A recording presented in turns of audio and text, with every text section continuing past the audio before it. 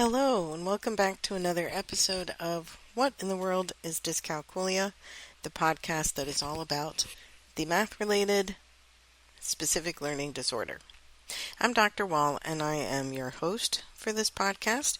What in the World is Dyscalculia is sponsored by EduCalc Learning, and you can learn more about the products and services for both teachers, tutors, families, and students at educalclearning.com. And of course, I always encourage you to visit the nonprofit Dyscalculia Training and Research Institute. That's www.thedtri.org for lots more information.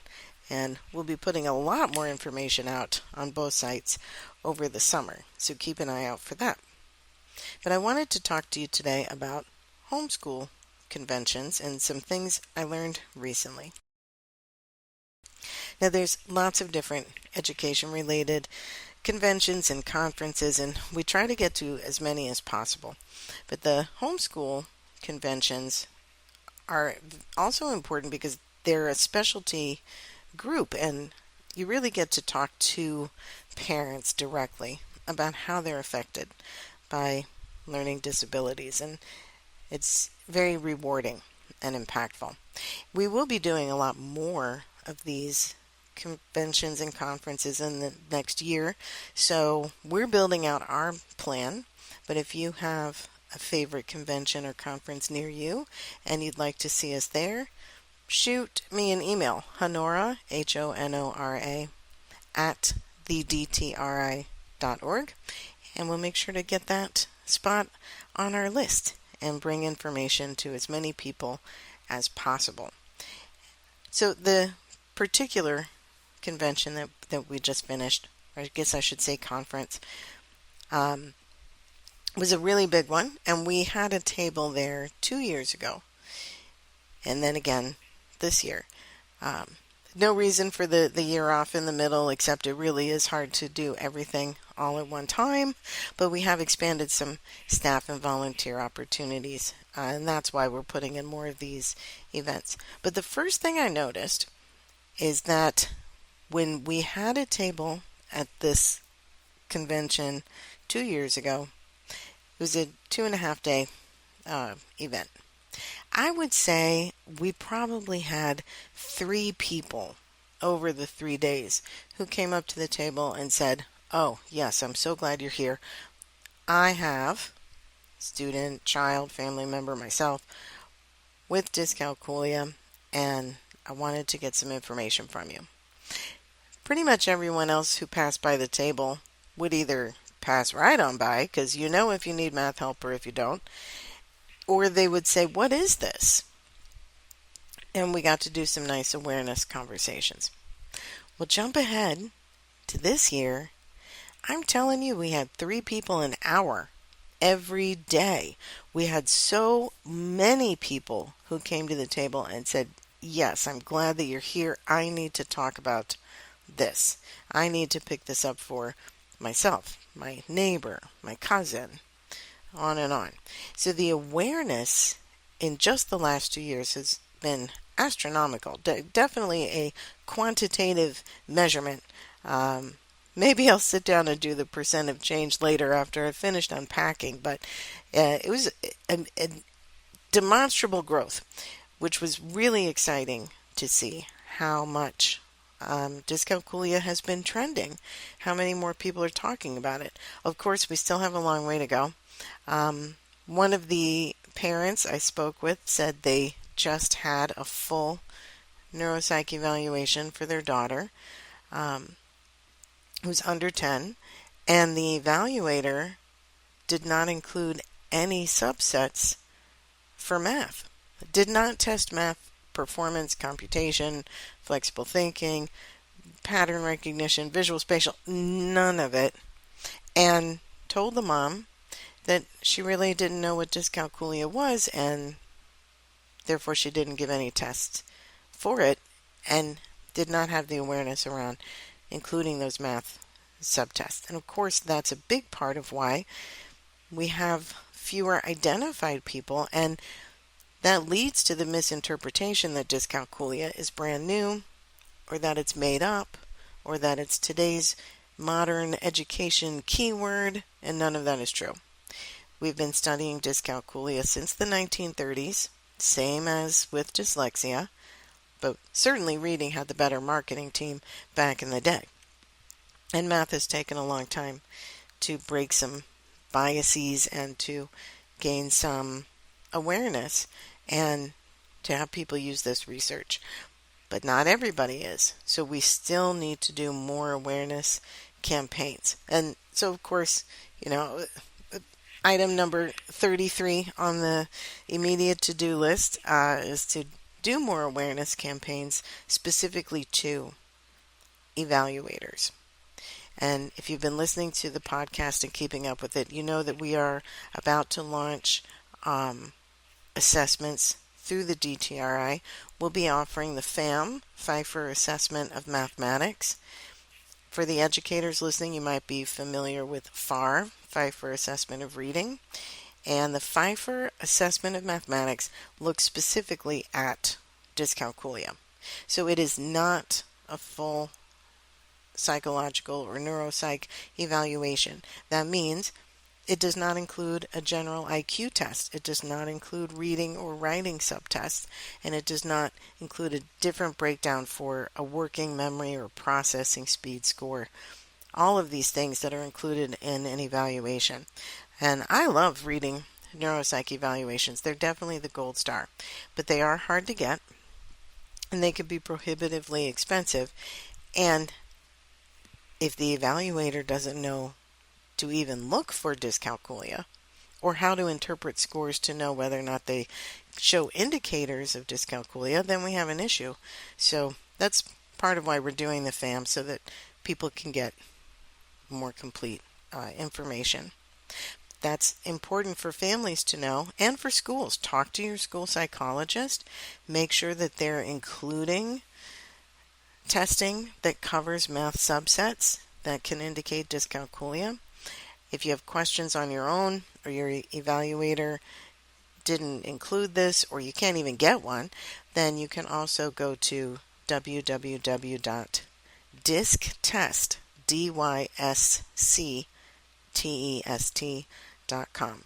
And that gives you a free screener that you can complete in 10 minutes or so, and it can work for someone as young as 3 to an adult. For younger students or people who are struggling with reading issues, you can read the questions to them. You can print it out and then put your answers online to generate the report, but that at least gives you a screener that's free and focuses on indicators of dyscalculia. Those can include not only basic fact fluency, but also the speed it takes a person to answer a question, some pattern recognition, some subitizing, all of the things that kind of underscore the math disability and make it different from just low numeracy. So, 2 things so far. Increased awareness, that was great. Evaluators still not really knowing what to look for. That's not so great, but it gives us our next venue of where to focus. And so that's always helpful. Another thing that was really interesting to me was the crossover between other health impairments and potentially dyscalculia or just math instruction in general. And this came from 2 conversations I had. One was with a parent of a young child who has some vision issues, some rare and unique and specific vision issues. And one was with a parent whose daughter was recently evaluated, and the evaluator said this is the most severe case of dyscalculia and the lowest math score numbers I have ever seen. So this student is going to have some struggles ahead, but not if we accommodate it in the right way. So for both of these families, their children were under 8. And so I just had some conversations about math instruction, and because they were homeschool families, they don't have some of the same requirements and restrictions that we find in the K-12 classroom. So I said the first thing I want you to do is not use any math curriculum or worry about math standards at all. I want you to spend time with your children and have a lot of conversations, especially if there's an intense vision problem, then we really don't know what that child is seeing when they look at things. We don't know what's clicking, so you're going to have to use some detective skills to try to find that out, tease out strengths and weaknesses, and get to know how that student is interpreting visual information.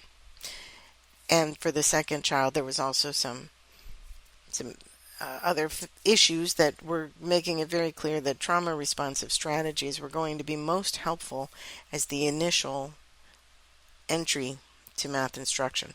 So for both cases, no pencil and paper math, no formal math right now. Let's take a year and just lay the groundwork. And here's how you can do it if you find yourself in the same situation.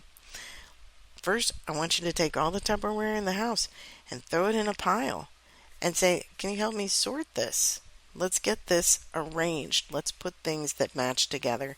Let's put all the bigger things over here, medium here, small here, and then once we get it organized, then we can stack them.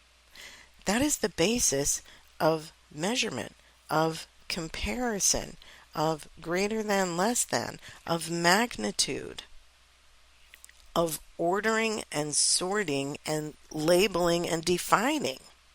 All of that happens in that kind of an activity. And you can sort literally anything. You can sort the clothes by color.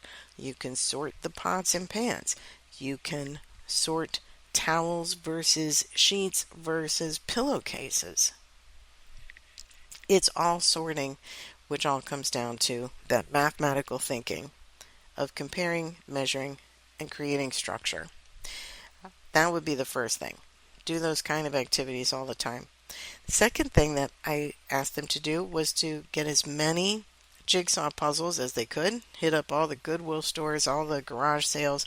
Start with something small, 10, maybe 15 pieces. Build from there and let those puzzles get more complex based on how the student grows with the puzzles.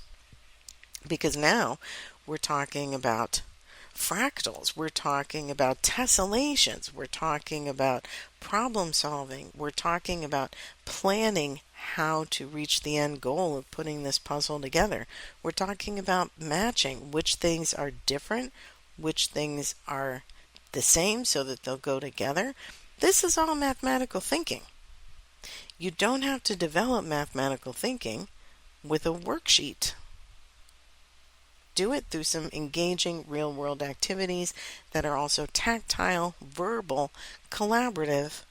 Now we're building a lot of joy also in that shared experience.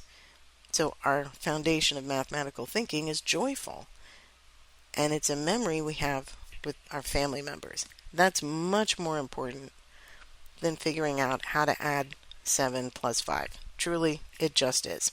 You can get back to the math when it's the right time for the person, not for the grade level equivalent. Another thing that I asked the family to do for that kind of building mathematical thinking underneath is to just talk about math all the time and say things like, all right, we've got to get the table ready for dinner. I'm going to put out 1, 2, 3 plates. How many forks do you think we need? And let your child count the 1, 2, 3. Or put them down and you do the counting until they're ready to do the counting. Just some exposure to very basic numbers and ordering and counting. That's the basis of cardinality, ordinality, building out a mental number line. Now, for some students, these are activities that we do before they even get to preschool age. So hopefully they're coming into preschool with a little bit of exposure and awareness, no trauma background, no vision issues, no working memory issues, and they are prepped and ready. So by the time they get into pre-K, this all feels very familiar, and they're really building out that mathematical thinking on their own. Because everything that I recommended to the families I spoke with, these are the ways we naturally develop mathematical thinking no matter what, just as human beings. That's how our brains develop. So when we focus on that, we're strengthening that math foundation. And there's some other things that you can do, but definitely the puzzles, the sorting, and talking about numbers and counting as much as possible. You don't even have to talk about the adding. You'll get there. You'll know when it's the right time to put in that kind of a conversation. But make it conversational. Don't make it at 10 o'clock we sit down and do math for an hour and it doesn't matter if everyone's crying. That's what we're doing. Please don't do that, because that kind of negative experience travels with a person. And it's much harder to break the more of those we have. We don't actually ever eradicate negative emotions and experiences that we've had, but we can create enough positive experiences to kind of drown out the noise of the anxiety provoking and sadness and fear invoking emotions that come from early negative experiences. Certainly, it's easiest if we avoid those negative experiences at all cost when it comes to math, and we develop positive experiences from the get-go. Okay, so those were some really exciting things I came away from this convention with.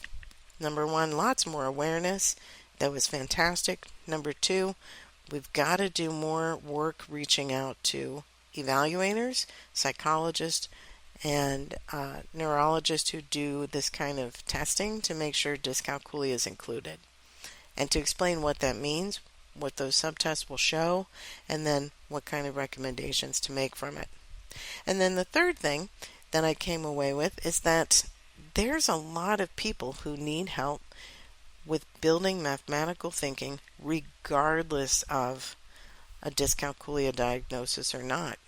There are lots of things that can impact learning math and becoming successful at it.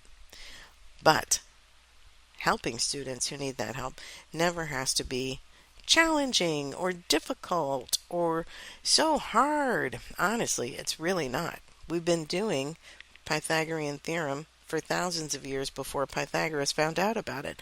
This is not brand new stuff, and it's really not difficult. So let's stop pretending like it is. It's just math. Let's get on with the fun part, the puzzles, the sorting, the interactive experiences. Okay, I'm sure that I will be bringing you more information from more conventions after I've had a little time to recover. I'm sure you can hear in my voice that I've been shouting over crowds for a few days, and that does take its toll.